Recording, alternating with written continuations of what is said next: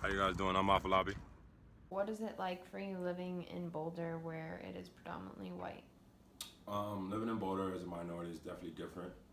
You definitely see multiple races, but it is predominantly white. And being one that is a minority, I definitely had to adjust to that. I mean, I live in a black neighborhood. I live in a black community back in my town. So coming out to Boulder and just seeing that I was a minority was different for me. But it definitely taught me how to communicate with others. It definitely taught me, that wherever you go, circumstances might be different. So it's been a good situation. It's definitely had its pros and cons. Dealing with racism, can you give an example of a time that you have encountered racism for those of us who haven't?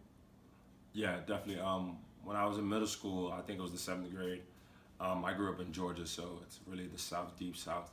Our teacher didn't like what we were doing in class. I was young. I was a boy. I was, out there. I think we were talking when she was talking, or we were being disruptive. And then, a couple slight remarks were said. And then she finally said that if you don't like the way I'm teaching, you can go back to Africa.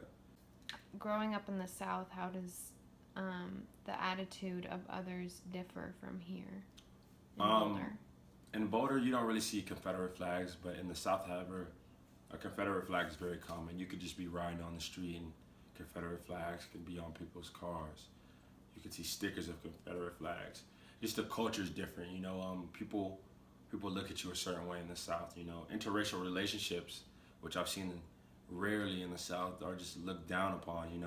Like as if we're not just the same equal people. So definitely in the South, as opposed to Boulder, I would say racism is stronger. Racism, however, is everywhere, no matter on the West Coast, East Coast, South, and everywhere in between.